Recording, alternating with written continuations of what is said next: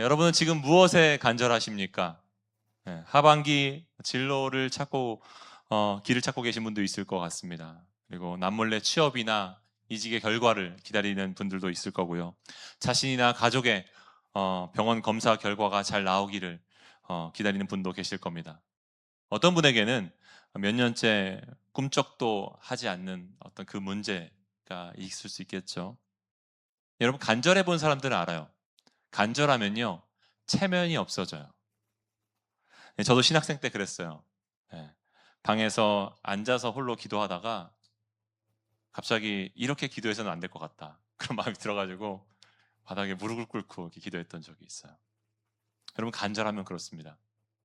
안 하던 전화를 하고 아쉬운 소리를 하고 자존심을 접죠. 여러분, 간절함은요, 마음에 담아둘 수가 없어요. 반드시 몸으로 새어 나옵니다. 근데 반대로 이런 분도 계실 겁니다. 언젠가부턴가 간절한 게 없는 분. 기도 제목을 말해보라고 하면 잠깐 하늘을 좀 올려다보고 한참을 생각하고 그래도 생각이 안 나는 분들이 있을 수 있죠. 어, 예배에 빠지는 것도 아니에요. 자리는 지키고 있습니다. 근데 이 자리에서 뭔가를 기대해 본 게 언제인지 가물가물한 경우. 바라는 게 없으니 실망도 하지 않습니다. 그리고 실망이 없으니 평안하긴 한데 이상하게 그 편안함이 좀 씁쓸하기도 합니다. 솔직히 제 인생의 시간을 좀 돌아보면요, 착시가 좀 있더라고요. 그럴 때 어떤 착시가 있냐면 간절하게 있었던 그 시간에는 그 시간이 되게 고생스럽고 불필요하게 느꼈거든요. 그리고 간절한 게 없던 시절은 편안하고 행복한 시간 같아 보였어요. 근데 착각이었습니다. 돌아보면 간절하게 있던 때가 저를 지켜주었고 간절한 게 없던 때가 저를 서서히 말라 죽게 해갔습니다. 이런 것을 경험해 보신 분은 아마 공감하실 거예요. 오늘 본문에는 간절한 자와 간절하지 않은 자가 등장합니다. 이 두 부류가 놀랍도록 정확하게 한 방에 같이 앉아 있는데, 먼저 남의 집 지붕을 뜯어낼 만큼 예수님을 만나고자 간절했던 네 사람이 있죠. 그리고 들것에 실려서라도 와야 했던 중풍병자가 있습니다. 이들은 친구였고 이들은 간절했어요. 반대로 예수님과 제일 가까운 자리를 지키고 앉아 있었지만, 그 방 한가운데 있었지만 아무것도 기대하지 않던 사람들이 있었습니다. 그래서 오늘 설교 제목이 간절한 자예요. 저는 이 본문을 따라가면서 세 가지를 살펴보길 원하는데, 먼저는 가까이 있다고 해서 간절한 것이 아니라 것이고, 두 번째는 간절한 자는 남의 지붕이라도 뜯어낼 정도로 체면을 무릅쓴다. 세 번째는 가장 간절한 건 우리들의 몸이 아니라 마음의 문제다 라는 얘기를 나눌 겁니다. 현실의 문제가 아니라 우리 영혼의 문제다라는 얘기를 나눌 거예요. 자, 첫 번째입니다. 가까이 있다고 해서 간절한 것은 아니라는 거예요. 우리는 착각을 종종 하죠. 바쁜 것, 부지런한 것, 맨 앞에서 뛰고 있는 것이 간절한 것이라고 착각하는 것입니다. 근데 여러분의 일상을 한번 돌아보세요. 회사에서 밤새도록 일을 하고 있지만 간절해서입니까? 아닐걸요. 그냥 회사의 압박 때문에 몸이 거기 붙잡혀 있는 것이지 마음은 이미 5시 반부터 퇴근을 준비하고 있잖아요, 집으로. 몸이 가까이 있다고 해서 마음이 간절한 게 아니라는 거예요. 몸이 혹사시키고 있다고 해서 간절한 게 아닙니다. 본문 2장은 이렇게 시작하거든요. 후에 예수께서 다시 가버나움에 들어가시니 집에 계시다는 소문이 들린지라. 그날 아침에 가버나움, 그 가버나움은 갈릴리 호숫가의 어부들이 살던 동네였어요. 그 골목으로 소문 하나가 들립니다. 야, 들었어? 야, 그분이 오신대. 그분이 돌아오신대. 사람들은 수근수근 들떠 있었습니다. 며칠 전 온 동네 병자를 고치시고 홀연히 떠나셨던 예수님, 그분이 다시 돌아와서 베드로의 집에 계시다는 소리가 들린 거예요. 그 며칠 전이 어땠는지 1장은 어떻게 말해주냐면 이렇게 말합니다. 온 동네가 그 문 앞에 모였더라. 예수께서 각종 병이 든 많은 사람을 고치시며. 온 동네가 그 문 앞에 모여 있었어요. 요즘 말로 하면 오픈런이에요. 몸져 누운 어머니를 업고 아픈 막내 아들을 안고 온 동네가 그 문으로 달려갔습니다. 그리고 그 문으로 들어간 병자들마다 고침을 받았어요. 그런데 오늘 이 중풍병자를 한번 생각해 보세요.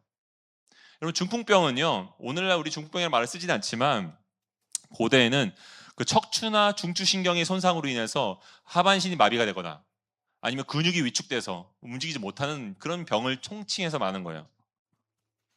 자, 그에게 이 문은 어떤 문이었겠습니까? 희망의 문이었겠죠. 저기만 들어가면 된다. 저기만 가면 내가 회복된다. 내 삶이 달라진다. 근데 오늘 그 집에 다시 사람이 차고 있는 거예요. 5평 남짓한 방에 일찍 온 사람들이 방 안에 들어앉습니다. 늦은 사람은 문간에 앉고 더 늦은 사람은 마당에 자리를 잡았어요. 오늘로 치면 주일 예배 30분 전에 이미 자리가 차고 있는 거예요. 근데 며칠 전과 결정적으로 다른 게 하나 있는데 그게 뭐냐면 며칠 전에는 사람들이 병 고치기 위해서 수많은 아픈 사람들을 업고 오고 또 자기도 아파서 그 아픈 걸 가지고 나왔는데 그 고침을 받았던 사람들이 이번에는 빈손으로 옵니다. 예수님을 만나러 오는데 그냥 빈손으로 왔어요.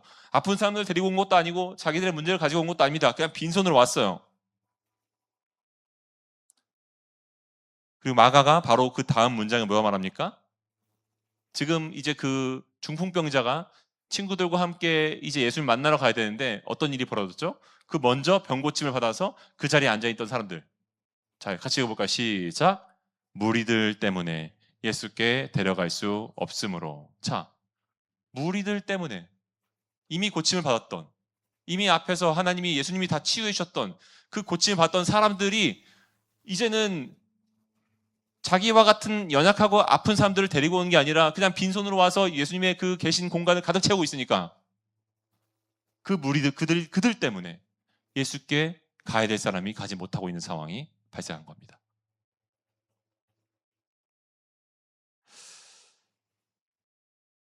여러분, 이것이 본문의 아이러니죠?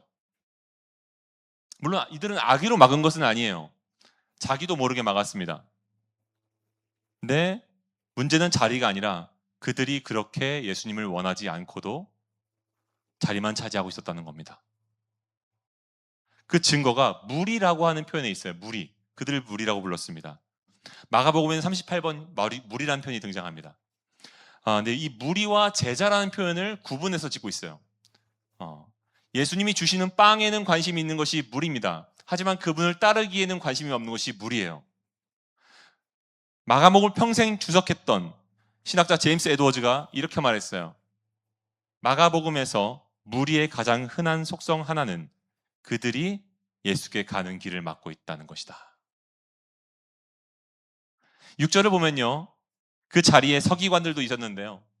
이들은 더했습니다. 권력이 있으니까 일찍 와서 예수님과 제일 가까운 자리에 앉으려고 해요. 제일 좋은 자리에 앉았습니다. 사람들이 비켜줄 수밖에 없었을 거 아니에요. 정치인들이니까. 근데 왜 왔습니까? 감시하러 왔어요. 예수님을. 이 사람이 무슨 말을 하는지 채점하러 왔습니다.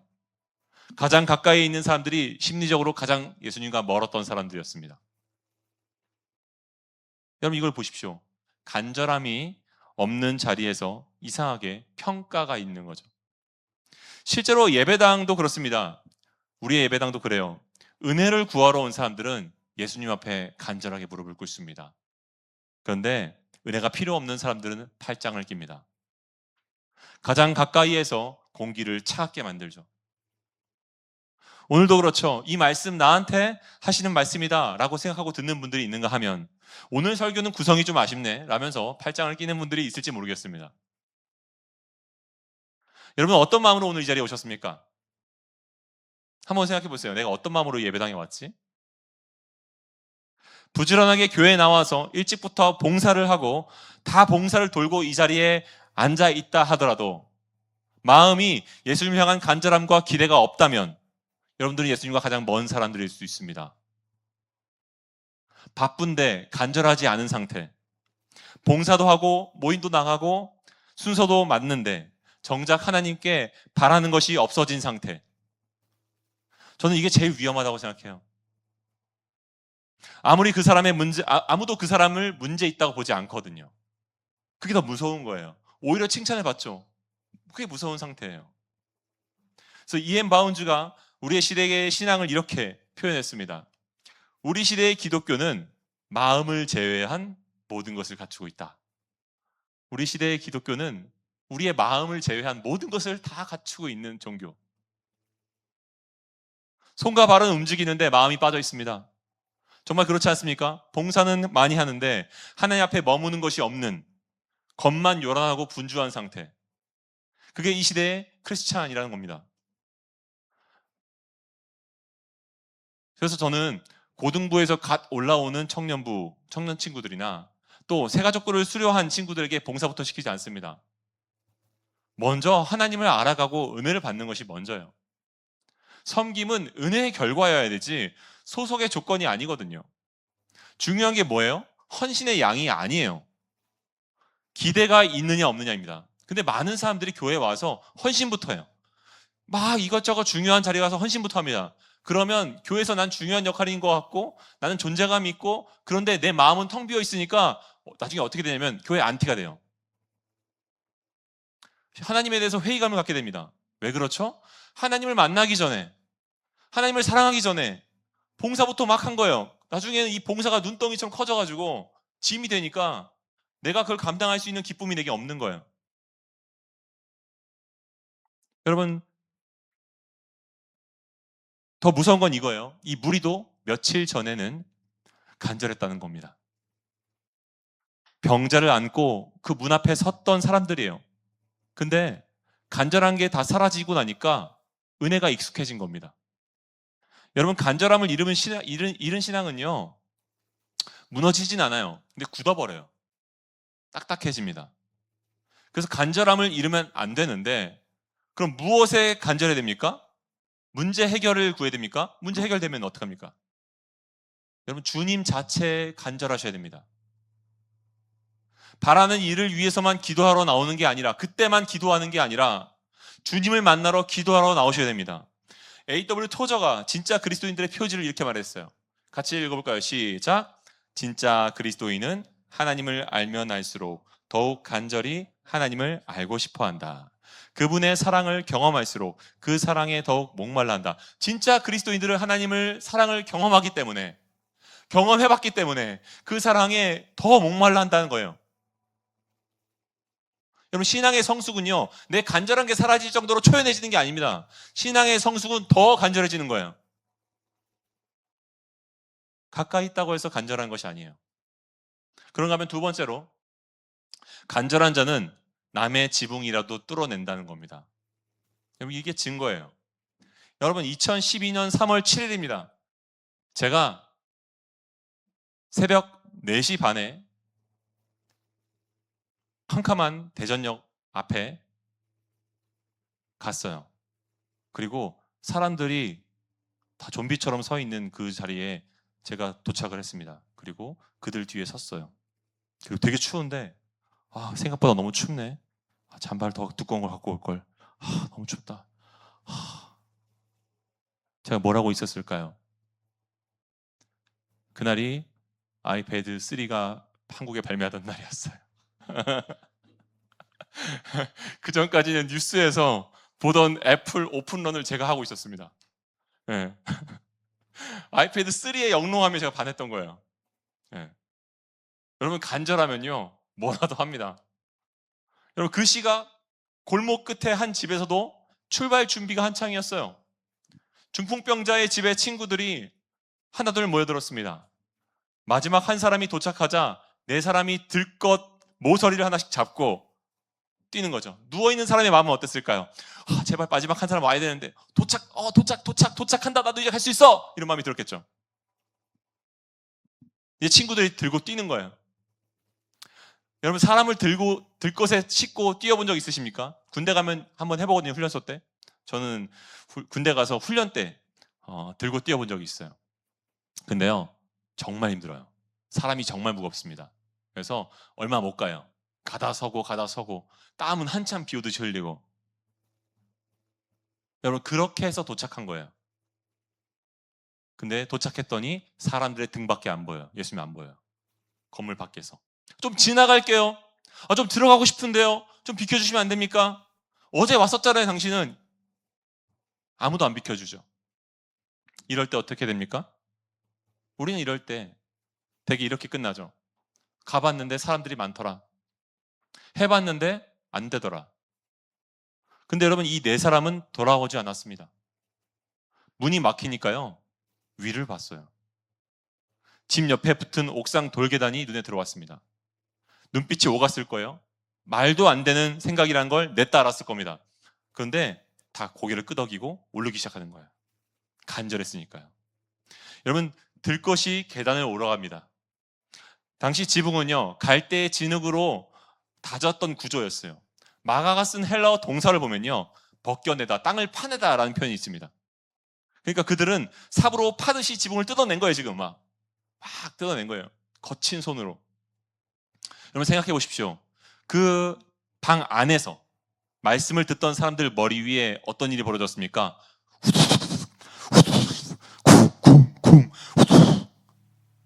흙소리가 우수수 떨어졌겠죠. 그럼 어떻게 안에서 반응 보이죠? 아, 뭐 하는 거야? 아, 뭐 하는 거야, 좀! 나와! 야, 니네 내려와! 야, 너 거기 내려오라고! 다 쳐다보고 얼마나 민망한 상황이에요? 모든 사람들 다 쳐다봤을 겁니다. 욕도 했을 거예요. 웬만하면 죄송합니다 하고 내려왔을 겁니다. 여러분, 정말 간절해 본 적 있습니까? 간절하면요, 체면 같은 거 따지지 않습니다. 제가 영암교회 초임 전도사 시절에 애들 막 치킨 사주고 뭐 이러다가 진짜로 이렇게 뭐 초임 전도사 별로 이렇게 살비가 없잖아요. 제가 계산을 못한 거예요. 우리 집 잔고가 이제 바닥이 난 거야. 그래서 진짜로 거짓말 안 하고 쌀이 떨어진 거야. 며칠 뒤에 사리비가 들어오는데 쌀이 떨어진 거야. 너무 이게 뭔가 좀 민망해서 어떻게 하다가 이제 우리 집을 많이 도와주셨던 집사님, 중고등부 선생님이 있었어요. 그 중고등부 선생님한테 문자를 보냈어요. 집사님, 선생님 혹시 저희 집에 쌀을 조금만 오늘 수협에 오실 때 좀 갖다 주실 수 있습니까? 집사님이 알겠다고 하고 나중에 연락이 왔어요. 전사님, 잠깐 집 앞에 나와 보세요. 갔더니 집사님이 차를 가지고 와서 트렁크를 여셨는데 거기 쌀 한 가마가 들어있었고 그 다음에 저한테 봉투 하나를 주셨어요. 예, 그 봉투를 만지는 순간 직감적으로 이거는 많다라는 게 느껴졌어요. 300만 원을 넣어주셨거든요. 제가 그걸 받을 수가 없어서 나중에 그걸 확인하고 집사님을 또 찾아가서 말씀을 전해드렸습니다. 집사님, 제가 받을 수 없어요. 이거까지 필요하지 않고 저는 쌀이면 충분합니다. 너무 감사해요. 집사님께서 뭐라고 말씀하셨냐면, 남편과 언젠가 이런 날이 올 것 같아서 돈을 모으고 있었는데 그게 마침 전도사님이었네요. 저희 부부는 이거 하나님께 드린 겁니다. 전도사님, 미안해하지 마시고 그냥 받아주세요. 그래서 교회에 말씀드리고 받았어요. 너무 감사하죠? 여러분, 예수님이 기도를 가르치실 때 쓰시는 단어가 있습니다. 누가복음 11장에 보면요, 밤중에 친구 집 문을 두드려 떡을 얻어낸 사람 이야기가 나오거든요. 거기서 간청함이라고 번역된 헬라어가 아나데이아인데, 아나데이아, 이 뜻이 뭐냐면요, 부끄러움 없음입니다. 쉽게 말하면 염치 없음이라는 뜻이에요. 여러분, 예수님이 기도를 설명하시면서 칭찬하신 태도는 염치 없는 겁니다. 염치 없으시기를 바랍니다. 물론 여러분, 오해하시면 안 됩니다. 하나님을 조르면 응답해 주실 거야 라고 말씀드리고 있는 게 아닙니다. 아버지 앞에서는 체면을 차릴 필요가 없다는 말씀을 드리고 있는 겁니다. 여러분, 간절함은요, 체면을 따지지 않습니다. 간절함은 상황도 뛰어넘습니다. 예수님은 그들의 지붕 뚫는 행동을 어떻게 보셨죠? 믿음이라고 보셨어요. 마가복음 2장 5절 같이 읽어볼까요? 시작. 예수께서 그들의 믿음을 보시고 중풍병자에게 이르시되 작은 자야 내 죄 사함을 받았느니라 하시니, 예수님께 다가가고자 하는 노력, 어떻게든 은혜에 닿으려고 했던 그 간절함, 그게 믿음이에요. 여러분, 우리는 흔히 상황을 말합니다. 환경이 안 돼요. 목사님이 지금 그럴 시간이 아니에요. 여건이 안 되는데 제가 어떻게 합니까? 그래서 믿음인 거예요, 이게. 환경이 안 돼서 아무것도 안 하는 건 환경을 믿는 거지 예수님을 믿는 게 아닌 겁니다. 예수님을 믿으면, 예수님이 필요하면 지붕을 뚫어서라도 은혜에 닿으려고 해야죠. 예수님께서 그들의 믿음을 보셨습니다. 여기서 동시에 그들의 믿음이라는 것도 주목해 보십시오. 마가복음에서 치유는 보통 언제 일어나냐면 내 믿음이 너를 구원하노라. 그 사람의 믿음이어야만 되었습니다. 그 당사자의 믿음에 예수님이 응답하셨습니다. 근데 예외가 있는 거예요. 그들의 믿음. 여기서 우리는 은혜를 봅니다. 여러분 보십시오. 중풍병자는 지붕에 오르지 않았어요. 지붕을 뚫지도 않았습니다. 실려왔을 뿐이에요. 만약 당사자의 간절한 행동과 노력이 있어야만 하나님께서 상을 주신다면 그는 부적격자인 거죠. 근데 예수님은 내 친구의 믿음을 보신 다음에 이 중풍병자에게 말을 건네셨습니다. 여기서 우리는 믿음의 공동체, 교회를 봅니다. 때로 자기 힘으로 하나님께 나아가지 못하는 사람들이 있어요. 예수님의 이야기가 무슨 소리인지 모르겠고 나와 먼 이야기처럼 느껴지는 경우가 있습니다. 그럴 때 들쳐업고 가주는 친구들이 그를 하나님과 만나게 해줍니다. 여러분의 인생을 한번 돌아보십시오. 내가 간절했던 경우보다 다른 이들의 간절함으로 하나님께 한 걸음 더 나아갔던 경우가 있다는 겁니다. 여러분, 하나님이 그들의 간절한 믿음을 보셨고 그래서 우리가 그분을 만날 수 있었던 겁니다. 여러분, 이보다 좋은 소식은 없어요. 그러니 여러분도 혼자 움직일 힘이 없는 영혼을 향해서 대신 간절해지십시오. 하나님이 그 믿음을 사용하십니다. 자, 이제 천장에 구멍이 났어요. 들것이 밧줄에 매달려 내려왔습니다. 이 중풍병자는 예수님 바로 앞에 내려왔어요.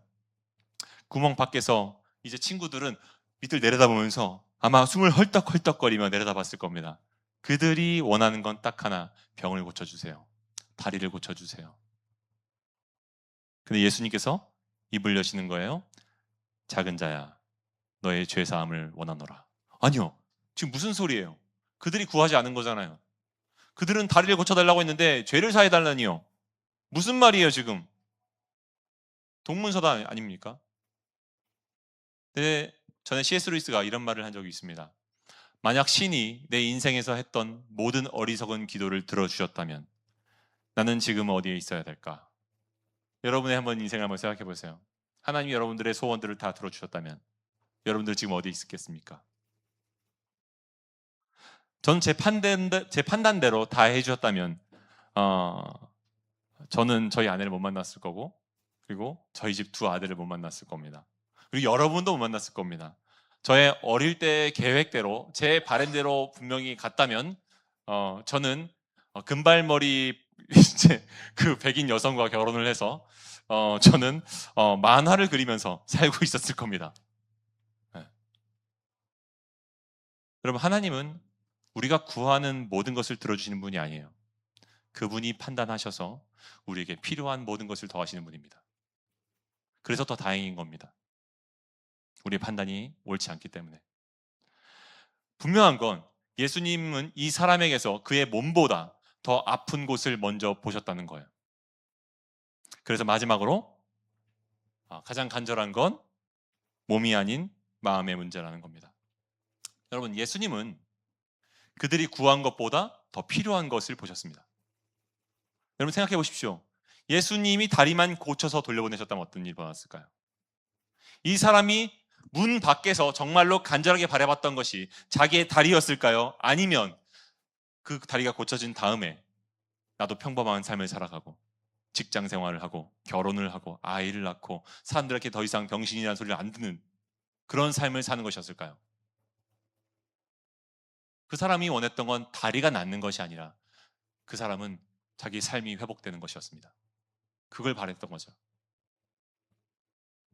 사람 대접받고 제 발로 걷는 인생. 제가 신학교에 처음 갔을 때 탈북민 한 사람이 우리 학교에 함께 다니고 있었습니다. 그런가 보다 했어요. 근데 그가 남한에 내려올 때라면 어떤 마음으로 내려왔겠습니까? 가면 사람 대접받을 수 있을 거야. 행복해질 거야. 일자리 구하고 떵떵거리며 살 수 있을 거야. 어차피 나도 한국 사람처럼 생겼고 뭐 차이도 안 나고 모를 거야 사람들. 근데 실제로 그의 겉모습은 우리와 되게 닮았는데 그의 마음은 되게 힘들어 보였습니다. 늘 자신은 손해를 보고 있다고 생각했고 피해를 받고 있다고 생각했고 그래서 모두가 자기를 챙겨줘야 된다고 생각했어요. 모든 동기 동료들에게. 그래서 자꾸 분노했고 화를 냈습니다. 그러니까 자꾸 화를 내니까 심지어 어떤 사람이 그 강당에 모여서 이제 오늘 뭐 채플이 있어가지고 강당에 앉아 있는데 와가지고 막 네가 뭔데 여기 앉아 있냐고, 내가 아까 여기다가 내가 찜하고 갔는데 네가 왜 앉아 있냐고 소리를 막 지르는 거예요. 우리는 보통 그냥 그러면 옆에 앉잖아요. 뭐 가방도 놓고 간 것도 아니고 그 어떻게 알아요? 근데 막 화부터 내는 거예요. 이 사람은 피해 의식이 많은 거죠. 모두가 그 사람을 피했습니다. 여러분, 그분을 지금 탓하려는 게 아니에요. 제가 무슨 얘기를 하고 싶은 거냐면 그가 뭐 그렇게 살아온 세월이 그렇게 만들었겠죠. 그의 마음을. 다만 이겁니다. 무엇이 문제냐면 그가 남한에 지금 못 넘어왔습니까? 아니요, 넘어왔어요. 문제는 뭐냐면 그의 마음은 여전히 북한 사람이에요. 여전히 공산주의 국가의 사상을 갖고 있는 거죠. 나한테 왜 아무것도 안 주지? 날 챙겨줘야지. 똑같이 해줘야지.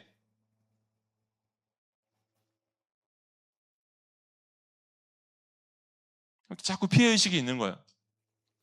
아무리 챙겨줘도 충분하지 않다고 말합니다. 왜 남한 사람이 나보다 더 잘 살아? 그거야 뭐 이 체계를 이해를 못하는 거죠. 여러분, 마음이 그대로면 그 사람이 도착한 곳에서 새로운 삶을 살 수가 없습니다. 마찬가지예요. 여러분, 서툰 의사는요 증상만 치료합니다. 근데 좋은 의사는 원인을 찾아내요. 여러분, 오해하지 마십시오. 예수님은 모든 병을 죄의 탓이라고 하신 것이 아니에요. 중요한 건 몸이 나아도 마음이 그대로면 그 사람은 아직 낫지 않았다는 겁니다. 중요한 건 여러분, 원하는 삶을 온전히 살 수 없는 불만족이 그에게서 아마 계속 자라났을 거라는 겁니다. 그가 원했던 삶을 다리가 나아도 못 살면 그러면 지금 필요한 게 뭐예요? 다리가 낫는 게 아니라 그의 마음이 먼저 나아야 돼요. 그가 정말 원하는 삶을 살기 위해서라도 예수님은 그의 겉이 아니라 마음 속을 먼저 다루셔야 됐습니다. C.S. 루이스가 영광의 무게라는 책에서 이 이야기를 다룹니다. 제가 조금 풀어서 번역해 왔어요.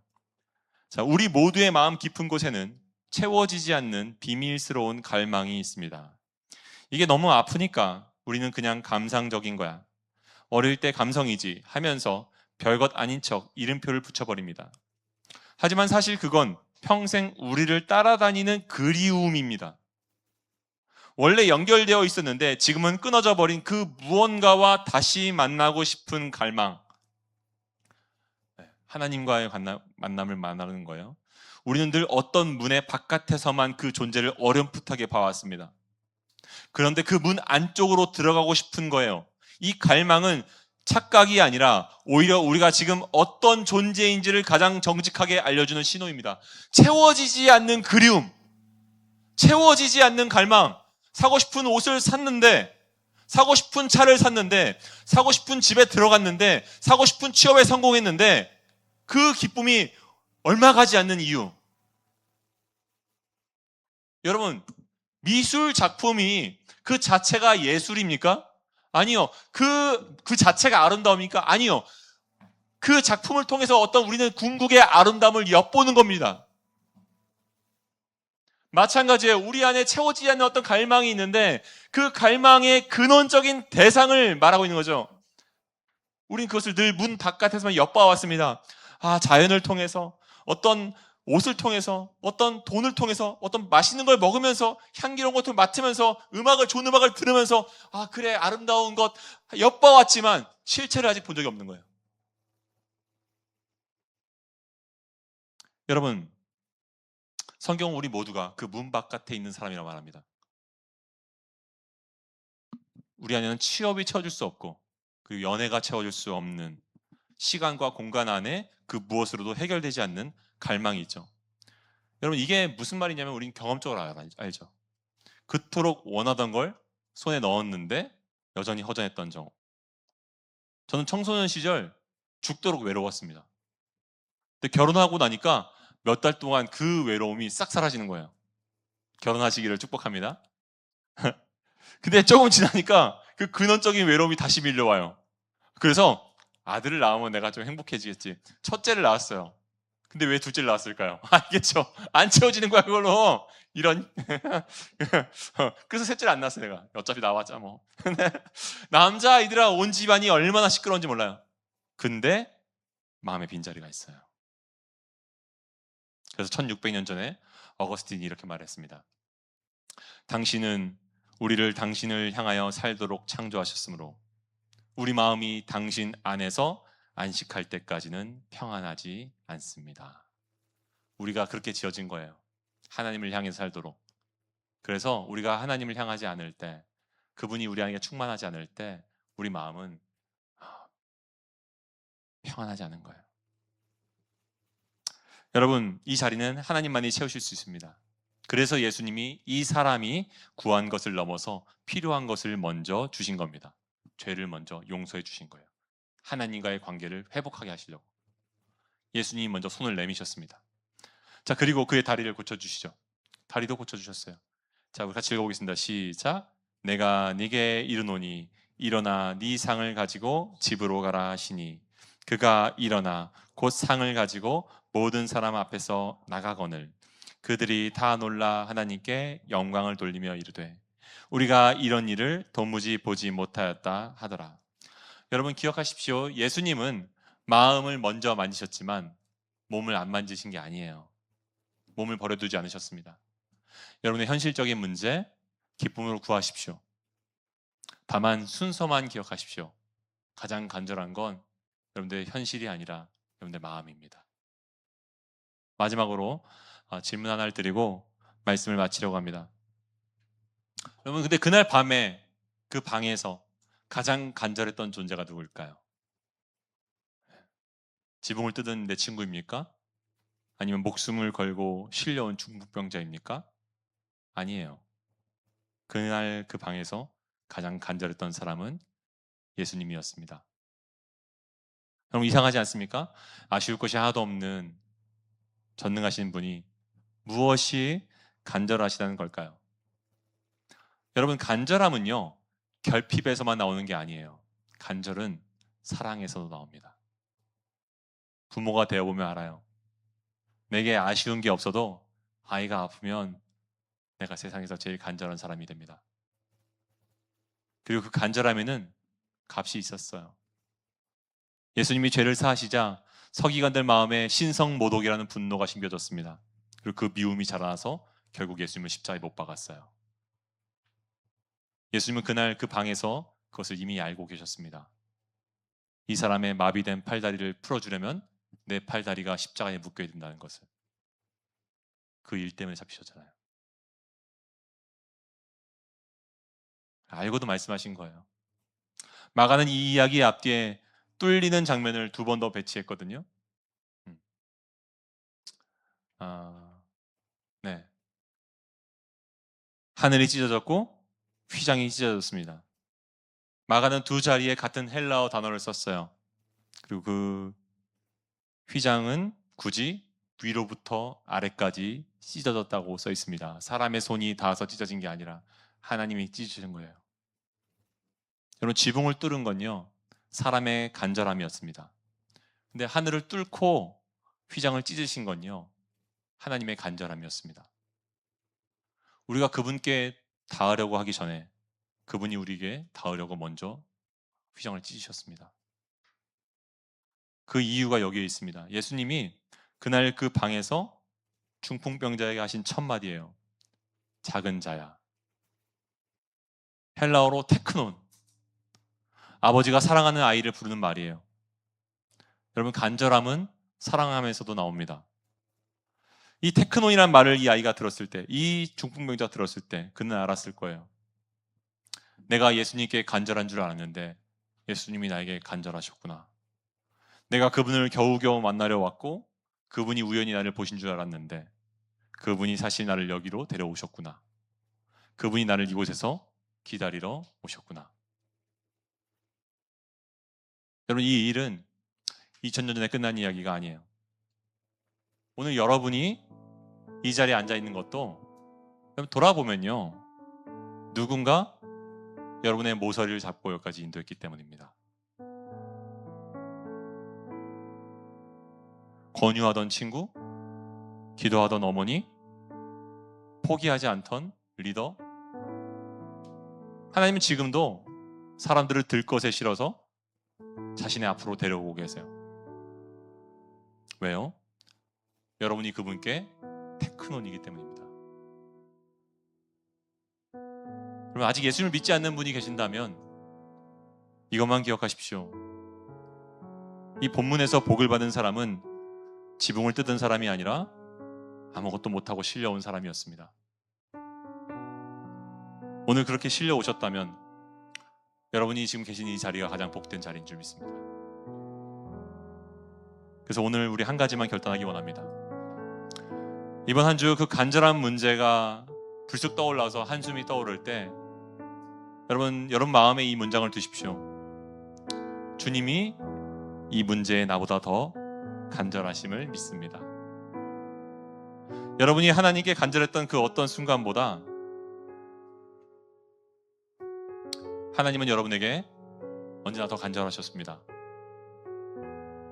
그 사랑을 쥐고 걸어가는 한 주 되시기를 주님의 이름으로 축복합니다. 이 시간 우리 함께 찬양하기 원하는데요,